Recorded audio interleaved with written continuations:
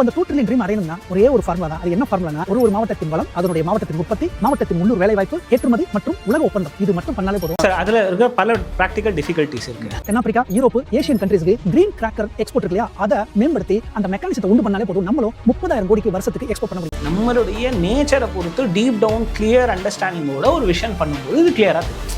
அதை விட்டுட்டு நம்ம ஒரு எக்ஸைட்மெண்ட்ல இல்லை இது இப்படின்னு மாத்திருவோம் ஒரு டிரான்ஸ்ஃபர்மேஷன்ஸ் பார்க்கறத விட இதுதான் ப்ராக்டிக்கலான விஷயம். கடல்ல ஆன்ஷோர் ஆயில் இருக்கு இல்லையா, அதே மாதிரி பிளாட்ஃபார்ம் பண்ணிட்டு அது மேல நம்மளோட டேட்டா சென்டர் வைக்கணும். அப்படி இல்லைன்னா கடலுக்கு அடியில டேட்டா சென்டர் வைக்கணும். கடலுக்கு அடியில டேட்டா சென்டருங்கிறது ஒரு ஐடியா. அப்படின்னா இன்னொன்று ஒரு இருக்கு, என்னன்னா ஸ்பேஸ்ல டேட்டா சென்டர்.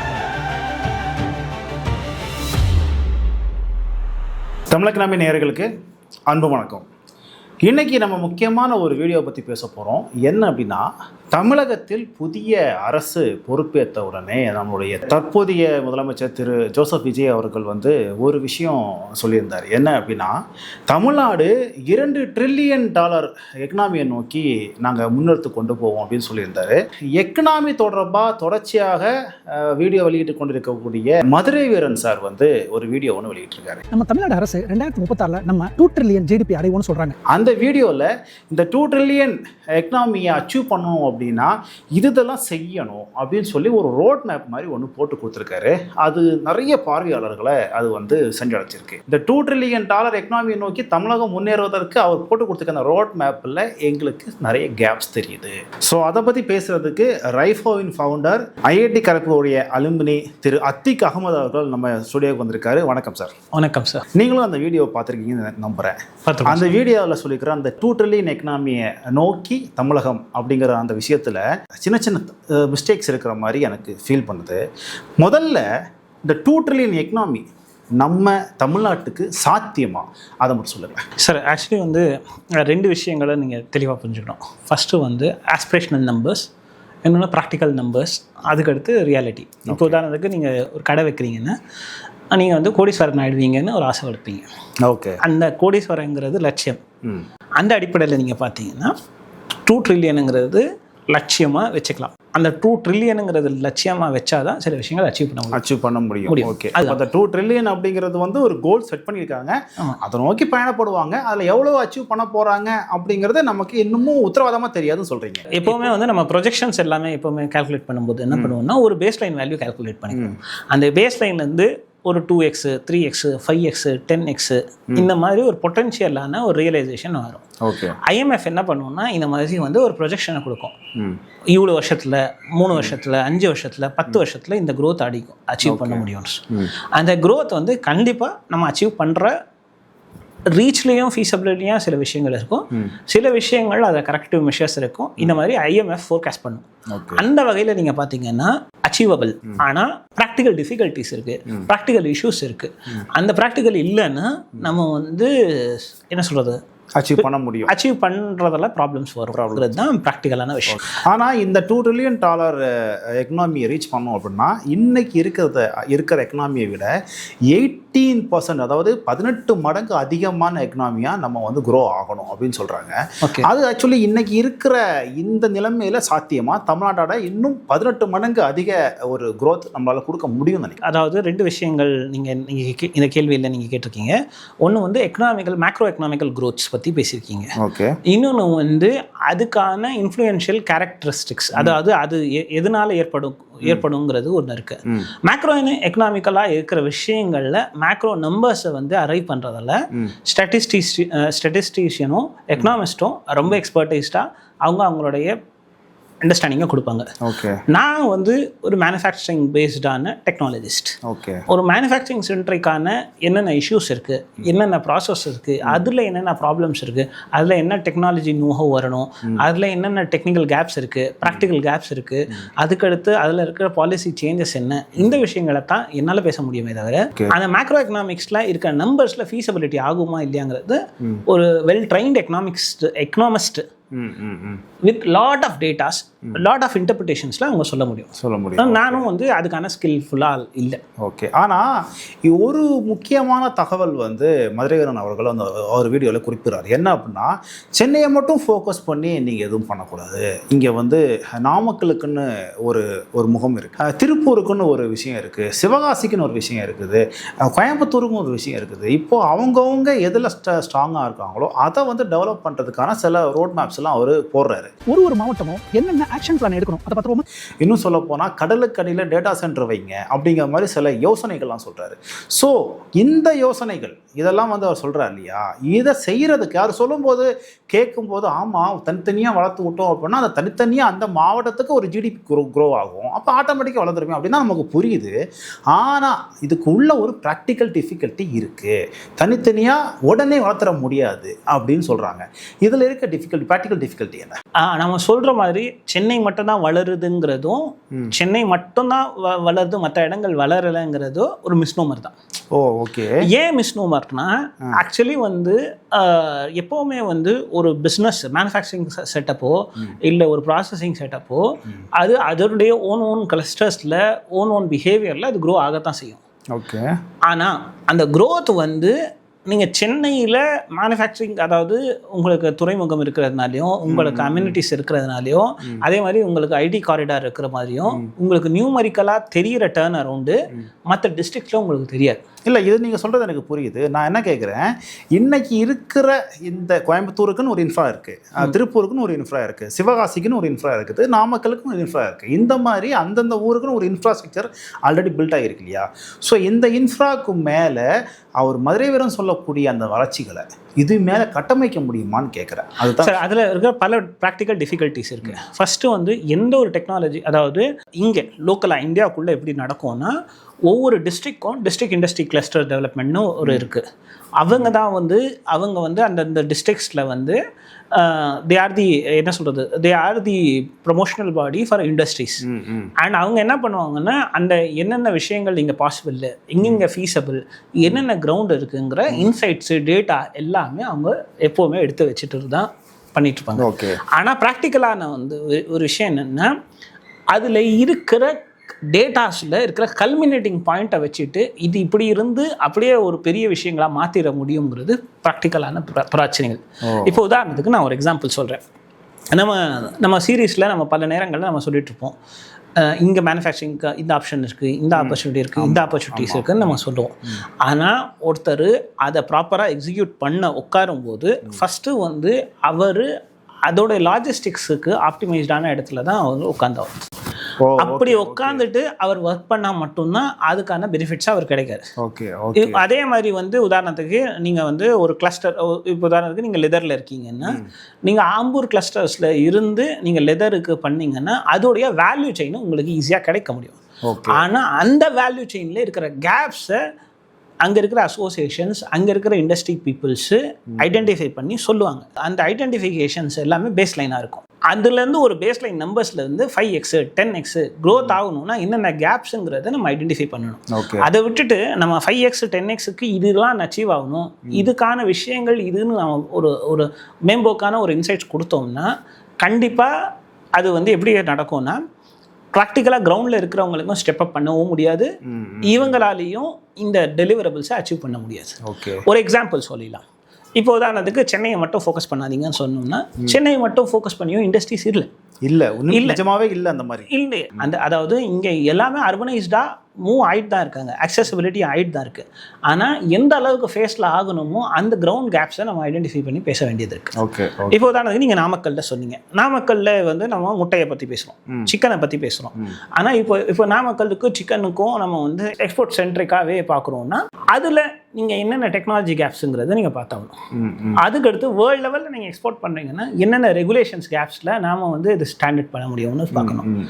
அங்கே நீங்கள் வந்து இன்கேஸ் நம்ம வந்து எக்ஸ்போர்ட் சென்டருக்கான ஒரு ஜோனை பண்ணுறோன்னா அந்த சானிடைசேஷன் ஜோனோ இல்லை ஏதோ ஒன்று பைசோ அதாவது அதுக்கான ப்ராசஸை நம்ம பண்ணுறோம்னா நாம் மட்டும் டிக்ளேர் பண்ணிட்டா மட்டும் அது அக்செப்ட் பண்ணிக்க முடியாது. அந்த ரெகக்னைசேஷன்ஸை வந்து வேர்ல்டு லெவலில் இம்போர்ட்டிங் கண்ட்ரிஸ் வந்து அவங்க அக்செப்ட் பண்ணிருக்கணும். ஓகே. அந்த அந்த அக்செப்டன்ஸு வாங்கி, அதாவது இந்த ப்ராசஸை, இந்த எஸ்ஓபியை நீங்கள் ஃபாலோ பண்ணுறீங்க, இந்த எஸ்ஓபி வந்து என் கண்ட்ரியில் இம்போர்ட் பண்ணுறதுக்கு எனக்கு ஓகே, அந்த அண்டர்ஸ்டாண்டிங் வர்றதுக்கு உங்களுக்கு ஒரு 2-3 இயர்ஸ் வந்துடும். நீங்கள் வந்து இங்கே இருக்கிற சுச்சுவேஷன்ஸ் எக்ஸ்பிளைன் பண்ணணும், இங்கே இருக்கிற ஆடிட்டை கொடுக்கணும், இங்கே இருக்கிற எஸ்ஓபிஸை கொடுக்கணும், இதை வந்து நாங்கள் ஸ்டாண்டர்டாக ப்ராசஸ் பண்ணுறோன்னு சொல்லணும். இது எல்லாம் சொல்லப்பட்ட அப்புறமா அதை டாக்குமெண்ட் பண்ணி அவங்களோட இம்போர்ட்டிங்கு இந்த எஸ்ஓபிஸ் எல்லாம் மேட்ச் ஆகுதாங்கிறத அக்செப்ட் பண்ணதுக்கு அப்புறமா தான் ஒரு 3 இயர்ஸில் ஆகும். ஓகே. கண்டிப்பாக இது நமக்கு ஒன்று டார்கெட்டான ஒரு விஷயம். ஓகே. இதை செய்யணும்னு சொல்லிட்டு நம்ம பேசுவோம். ஓகே. அதே மாதிரி வந்து இப்போ ஜிஐ டேக்ஸை பற்றி நம்ம பேசுவோம். பல நேரங்களில் ஜிஐ டேக்ங்கிறது வந்து நான் வந்து இதுக்கு முன்னால் கொஞ்சம் ஐபி இன்டெலெக்சுவல் ப்ராப்பர்ட்டிஸில் கொஞ்சம் வேலை செஞ்சதுனால ஜிஐ டேக் வாங்குறது பெரிய விஷயம். அதனால ஒரு என்ன சொல்கிறது, உங்களுக்கு மார்க்கெட்டபிலிட்டி அதிகமாக இருக்குது, உங்களுடைய ப்ராடக்டோட யூனிக் பொசிஷனிங் ஆகுது, எல்லாமே ஆகுது. ஆனால் ஜிஐ டேகுக்கு முன்னால் ப்ரீ ஒர்க்கு அவ்வளோ விஷயங்கள் இருக்குது.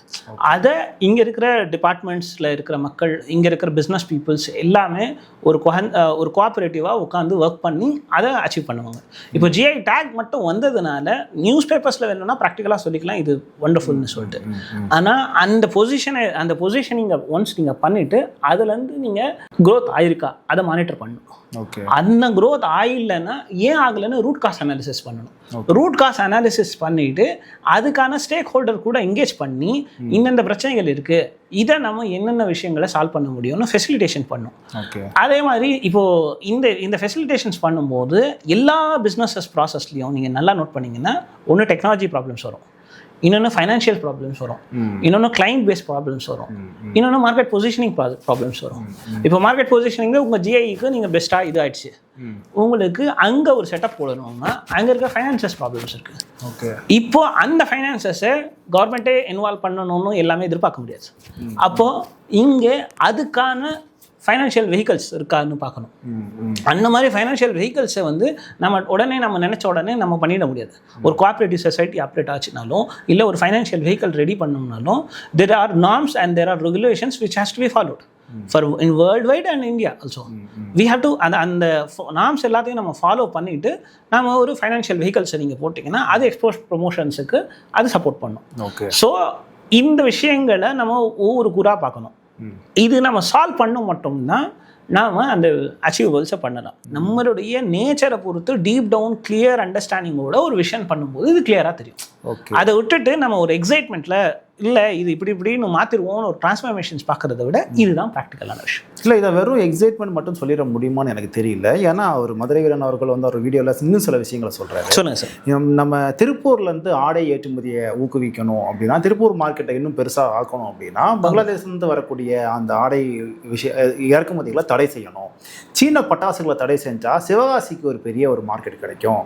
இப்படியெல்லாம் சில ஐடியாஸ்லாம் கொடுக்குறாரு. ஓகே, ஆக்சுவலி இது ஒர்க் அவுட் ஆகும் தானே? அவங்க அங்கேருந்து வரதை ஸ்டாப் பண்ணிட்டோம்னா இது சரியாக தானே வரும். அது நமக்கு அப்படி தானே சார்? அப்படி எல்லாம் இல்லை. அதாவது நீங்கள் வந்து ஒவ்வொரு ப்ராடக்ட்டுக்கும் இம்போர்ட் பண்ணுறதுக்கும் எக்ஸ்போர்ட் பண்ணுறதுக்கும் டிஜிஎஃப்டியில் அப்பப்போ அவங்க அப்டேட் பண்ணிகிட்டே இருப்பாங்க.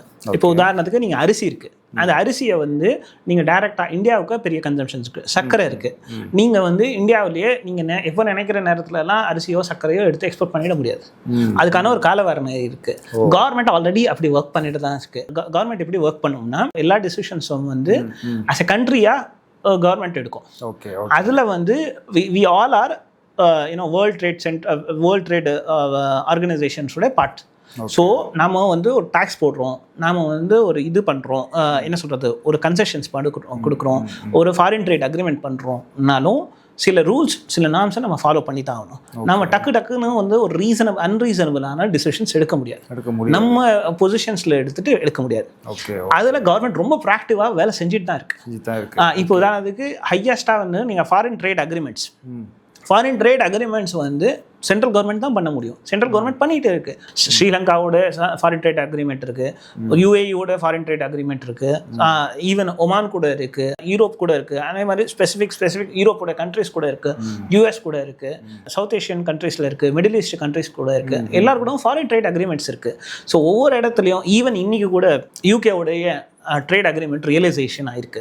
ஸோ அந்த விஷயங்கள் எல்லாம் ப்ராக்டிவாக பண்ணப்படுது. ஆனால் அந்த பண்ண ட்ரேட் அக்ரிமெண்ட்டை எப்படி ரியலைஸ் பண்ணணுங்கிற ரோட் மேப்ஸ் நமக்கு வேணும். அந்த விஷயங்கள் நம்ம ஸ்கோப் அவுட் பண்ணணும்.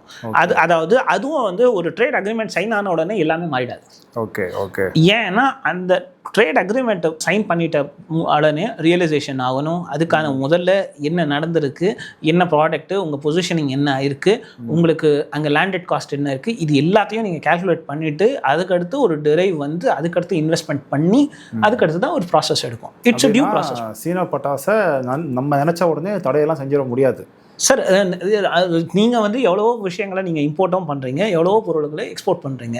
அந்த டிசிஷன்ஸ் வந்து எந்த ஒரு அந்த டிசிஷன்ஸ் வந்து ஒரு காமனராகவோ manufacturers as a manufacturers they can recommend it on what standard and what பேசிஸ்ங்கிறது that is the government takes it with all the considerations. Okay. அப்புறம் இன்னொரு ஐடியா சொல்றாரு, கடலுக்கு அடியில் டேட்டா சென்டர் வைக்கிறதால நம்மளால நிறைய எக்கனாமியை க்ரோத் பண்ண முடியும் அப்படிங்கிற மாதிரி ஒரு கடல்ல ஆன்ஷோர் ஆயில் இருக்கு இல்லையா, அதே மாதிரி பிளாட்ஃபார்ம் பண்ணிட்டு அது மேல நம்மளோட டேட்டா சென்டர் வைக்கணும். அப்படி இல்லைன்னா கடலுக்கு அடியில டேட்டா சென்டர் வைக்கணும். ஓகே. கடலுக்கு அடியில் டேட்டா சென்டருங்கிறது ஒரு ஐடியா லெவலில் ஒரு ட்ரையல் லெவலில் பல இடங்களில் எக்ஸ்ப்ளோர் பண்ணிட்டே இருக்கு. ஆனால் அது கடலுக்கு அடியில் வச்சா அதை குளிர்விக்கிறதுக்கான அந்த தண்ணி கம்மியாக செலவாகும். அப்படின்னா இன்னொன்று இருக்கு, ஒரு பெரிய ரிசர்ச்சர் நடந்துட்டு இருக்கு. என்னன்னா ஸ்பேஸ்ல டேட்டா சென்டர் வைப்போம். ஓ, ஸ்பேஸ்ல ஏன்னா ஸ்பேஸ்ல வந்து ரொம்ப லோவஸ்ட் டெம்பரேச்சர், அதனால ஸ்பேஸ்லயே நம்ம டேட்டா சென்டர் வைப்போம்னு சொல்லி கூட ஒரு ரிசர்ச் நடந்துட்டு இருக்கு. ஓகே. ப்ராக்டிக்கலா அது ரியலைஸ் ஆச்சுன்னா அது ஈவன் ஸ்பேஸ் எக்ஸோட வேல்யூவேஷன்ஸ் ஏன் இவ்வளோ ஹையா இருக்குன்னு பேசப்படும் போது அவன் சொன்னாங்கன்னா there is a positioning that SpaceXல டேட்டா சென்டர்ஸ் நம்ம வைக்க முடியும், அதுக்காக நம்ம வந்து அங்கேயும் பண்ணணும்னு சொல்லிட்டு. இப்போ these all the things called என்ன சொல்றது wonderful ideas. இதுல ப்ராக்டிகல் லிமிடேஷன்ஸ் என்ன இருக்கு, இதுல டெக்னாலஜி ரெடினஸ் எவ்வளவு இருக்குங்கிறது இது யாராவது ஏற்கனவே ட்ரை பண்ணியிருக்காங்களா? வேர்ல்டு வைட் ஏதாச்சும் கண்ட்ரி ட்ரை பண்ணியிருக்காங்களா இதை? சார் ஆக்சுவலி வந்து இல்லை, டேட்டா சென்டர்ஸ் பொறுத்த வரைக்கும் ஒன்று லேண்டில் இருக்கும், இன்னொரு சீல டீப் சீஸில் இருக்கு பண்ணியிருக்காங்க. டேட்டா கேபிள்ஸில் டேட்டா ப்ராசஸிங்கில் பல கூகுள்ஸ்லையும் மைக்ரோசாஃப்ட்டும் இன்னும் பல கம்பெனிஸ் வந்து அவங்க வச்சுருக்காங்க. ஆனால் நாம் நினைக்கிற மாதிரி ஒரு என்ன சொல்கிறது எடுத்த உடனே வந்து இங்கே இருக்கிற வாட்டர் பாடிஸில் நம்ம டேட்டா சென்டர்ஸை நம்ம ஃப்ளோட் பண்ண முடியுமா? முடியாது. அதுக்கான ஃபீஸிபிலிட்டி என்ன இருக்கு, அதுக்கான ப்ராக்டிகாலிட்டி என்ன இருக்கு? One of the main reason நம்ம எப்படி சொல்றோம்னா we are actually have a highest water body, but அதே நேரத்தில் வி ஆர் ஆல்சோ ஃபிஷரி. இப்போ உதாரணத்துக்கு நீங்கள் ஒன்று நமக்கு ஃபிஷரி கவுண்ட் இருக்கு, அந்த ஃபிஷரி ஜோன் முன்னால நமக்கான ரேரான சில ஃபிஷரி ஃபிஷ் ஸ்பீசிஸ் இருக்கு. நீங்கள் வந்து எடுத்தோம் கவுத்தோம் முதல்ல அதுக்கான ஃபீஸிபிலிட்டி ஸ்டடி பண்ணியும். அந்த ஃபீஸிபிலிட்டி ஸ்டடிக்கு இக்காலஜிக்கலாக என்ன நடந்திருக்கும், நீங்கள் ஒரு டேட்டா சென்டர் வைக்கிறீங்கன்னா அங்கே இருக்கிற இக்காலஜிக்கல் என்ன இம்பேக்ட் இருக்கு, இல்லை அதனால ROI ரிட்டர்ன் ஆன் இன்வெஸ்ட்மெண்ட் என்ன இருக்கும், இது எல்லாமே நம்ம கால்குலேஷன்ஸ் பண்ணணும். இன்னொன்று அந்த வாட்டர் அந்த பேசிக்காக வந்து ஒரு ப்ராக்டிக்கலாக ஒரு ஐடியா, அந்த ஐடியாவை ப்ராக்டிக்கலாக இம்ப்ளிமெண்ட் பண்ணும்போது என்னென்ன விஷயங்கள் மாறும், எதுனால ஹையஸ்டாக லாஸ்ட் லாங் இம்பேக்ட் ஆகும், எதெல்லாம் ஆகாது, இதெல்லாம் டெக்னோக்ராக்ஸும் பாலிசி மேக்கர்ஸும் சயின்டிஸ்ட்டுங்களும் எப்போவுமே ரிசர்ச் பண்ணிட்டு தான் இருக்காங்க. அது எல்லாமே பண்ணிட்டு நம்ம முடிவுகள் கண்டிப்பாக எடுக்க தான் செய்கிறாங்க. ஆனால் பண்ணாமல் டக்குன்னு போய் ஜம்ப் பண்ண முடியாது. உதாரணத்துக்கு சொல்கிறோம்னா சில நைபரிங் கண்ட்ரீஸில் வந்து டூரிசம் அவங்க ப்ரமோட் பண்ணுற அதே மாடலை நம்ம ரிப்ளிகேட் பண்ண முடியாது. ஓகே. ஏன் ப்ராக்டிக்கலாக முடியாதுன்னா நம்மளுடைய ஈக்குவாலஜி வேறு, நம்மளுடைய ஃபிஷ் கேட்ச்மெண்ட் ஏரியா வேறு, நம்மளுடைய டீப் வாட்டர்ஸோடைய ரேஞ்ச் வேறு, நமக்கான இன்டர்நேஷ்னல் ஸ்பேசஸ் வேறு. ஸோ இந்த பல விஷயங்கள் இருக்குது. அதாவது ஒவ்வொரு விஷயத்தையும் பல ஆங்கிளில் அனலைஸ் பண்ணிட்டு தான் முடிவுகள் எடுக்கப்படும். சரி சார், இதெல்லாம் ஓகே தான். ஆனால் குறைஞ்சபட்சம் ஒரு இண்டஸ்ட்ரியல் எக்ஸ்போர்ட்டாக இந்த 2 trillion எக்கனாமி அதுக்கான கோல் இருக்குது. நம்ம இந்த 5 வருஷத்தில் மேக்ஸிமம் எவ்வளோ எக்கனாமியை அச்சீவ் பண்ணுறதுக்கான பாசிபிலிட்டிஸ் இங்கே இருக்குன்னு ஓரளவுக்கு நீங்கள் கணிக்க முடியுமா? சார் இதில் 2 விஷயம். அதாவது ஆஸ் முதல்ல சொன்ன மாதிரி நான் எக்கனாமிஸ்ட் இல்லை, அதனால அதில் எவ்வளோ அச்சீவ் பண்ண முடியுங்கிறது என்னால் சொல்ல முடியாது. ஏன் முடியாதுன்னா எனக்கு I am not economist. I'm technologist. டெக்னாலஜிஸ்ட்டை பொறுத்த வரைக்கும் அதில் இருக்கிற கேப்ஸு, அதில் இருக்கிற என்னென்ன விஷயங்கள், ஒரு இப்போ உதாரணத்துக்கு நீங்கள் ஒரு இண்டஸ்ட்ரி கிளஸ்டர்ஸில் இதை வந்து இதோடைய ப்ரொடக்டிவிட்டி இங்கே கொண்டு போகணும்னா அதில் என்னென்ன கேப்ஸ்ன்னு நீங்கள் சொன்னீங்கன்னா கண்டிப்பாக அதில் நம்ம பேச முடியும். அதுக்கான டீட்டெயில்ஸ் நம்ம கொடுக்கும். Okay okay okay. ஸோ இங்கே மதுரை வீரர்களுடைய வீடியோவில் இருந்த சில மிஸ்டேக்ஸை மட்டும்தான் நாங்கள் இன்னைக்கு குறிப்பிட்டு பேசியிருக்கோம். எங்களுக்கும் தமிழ்நாடு $2 ட்ரில்லியன் எக்கனாமியை சீக்கிரமாக அச்சீவ் பண்ணும் அப்படிங்கிறது தான் எங்களுடைய ஆசையும் கூட. ஆனால் அது வெறுமனே ஒரு ஆசையாக மட்டும் இல்லாமல், ஒரு உணர்ச்சி பூர்வமான ஒரு முடிவாக மட்டும் இல்லாமல், ப்ராக்டிக்கலி அது என்னென்ன பிரச்சனைகள் இருக்குது அப்படிங்கிறத கிரவுண்ட் லெவலில் இறங்கி எங்களை மாதிரியான நபர்கள் பேசக்கூடிய விஷயங்களில் அரசு கவனம் செலுத்தி அதில் அவங்க வேலை செஞ்சாங்க அப்படின்னா $2 ட்ரில்லியன் கூட இல்லை, அதை விட அதிகமாக கூட அச்சீவ் பண்ணுறதுக்கான வாய்ப்புகள் இங்கே எப்போவுமே இருக்குது அப்படிங்கிறது தான் இந்த வீடியோ மூலமாக நம்ம வியூவர்ஸ்க்கு நம்ம சொல்லிக்கிறோம். ஸோ நம்ம இன்னொரு வீடியோவில் சந்திக்கலாம் சார். நன்றி. Thank you. ITR filing season is here. File accurately and on time. Avoid the last-minute rush.